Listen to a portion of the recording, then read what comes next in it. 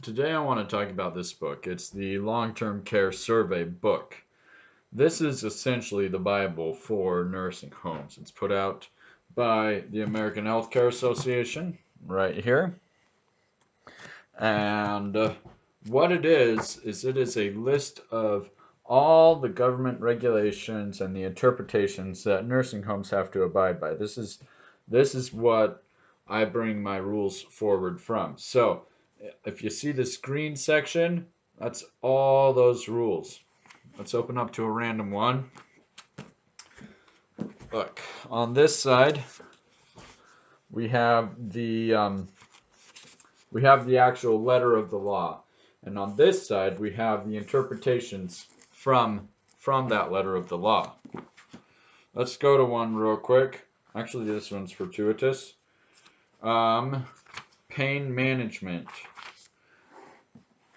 Look, the facility must ensure that pain management is provided to residents who require such services consistent with professional standards of practice, the comprehensive person-centered care plan, and the residents' goals and preferences. Right there.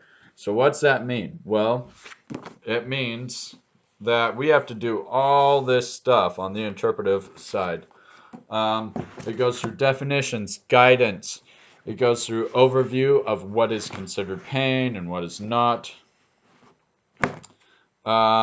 Strategies for managing pain.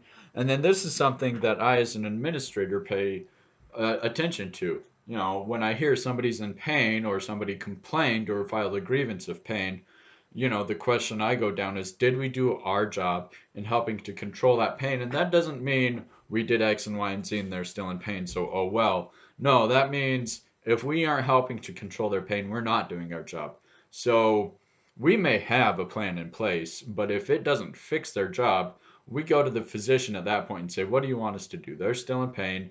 What can we do? And they may say, they may prescribe a higher level pain med.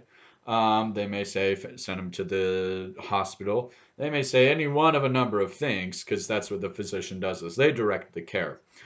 We deliver it. Um, let's go to another regulation. This one is of special interest to me. It is FTAG 630, I believe. Somewhere in here. Oh, this one's a good one. This is probably going to be of special interest to a lot of people whose loved one gets kicked out of a nursing home for one reason or another. So this is important information for you to have. Transfer and discharge. The facility requirements for transfer and discharge.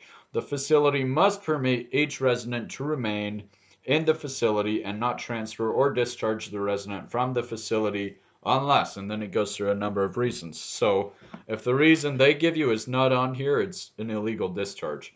The transfer or discharge is necessary for the resident's welfare, and the resident's needs cannot be met in the facility. What that means is if they're not doing well, and we can't treat it, we're gonna send them to the hospital. Um, but we have to provide them, the resident, with documentation about why we're sending them out. In this case, it would be called an involuntary transfer or discharge. The resident didn't request it. So we're sending you to the hospital, Mr. Robbins, because you're experiencing a lot of pain, and they're able to better manage your pain at the hospital. Here's another reason why somebody can be um, involuntarily transferred or discharged.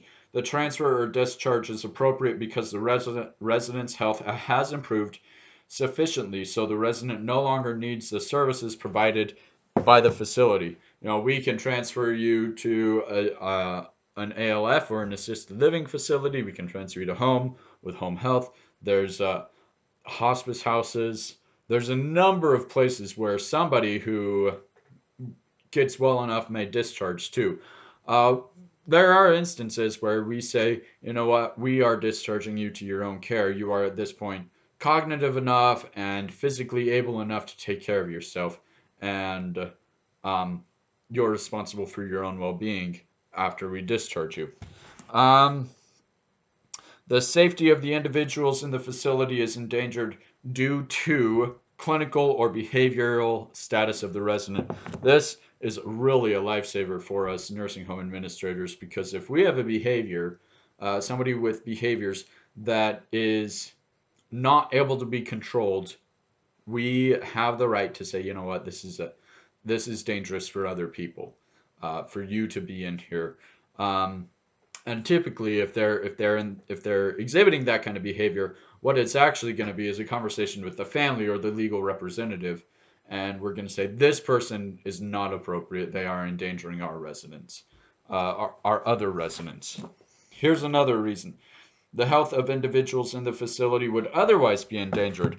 Now, this may not be a behavioral thing, but if we discover that your criminal history proves you are creating a risk for other residents, maybe you have crimes against a vulnerable adult population or a vulnerable child population, which would be the child population. They're a vulnerable population by definition.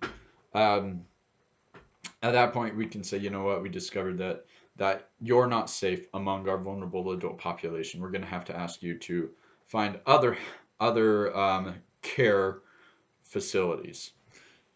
Um, the resident has failed after reasonable and appropriate notice to pay for or have paid under Medicare or Medicaid a stay at the facility. Non-payment applies if the resident does not submit necessary paperwork for third-party payment, or after the third-party payment, including Medicare and Medicaid, denies the claim, and the resident refuses to pay for his or her stay. For a resident who becomes eligible for Medicaid after admission to a facility, the facility may charge the resident only allowable charges under Medicaid.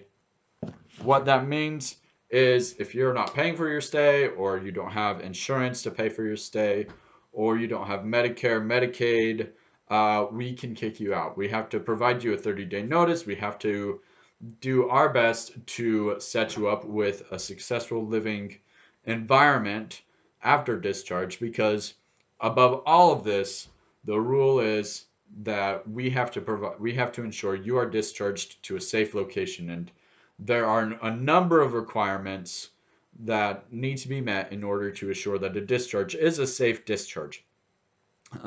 It's very much a case by case basis. If I have somebody who can go rent their own apartment and manage their meds and walk around and and get a job, that's probably a safe discharge. Just to discharge them to their car, and you know what? At that point, they can go find an apartment. They can go, or maybe you set up an apartment for them to live in before they discharge, which is preferable. So they have a place they can go, be warm, stay in their own care.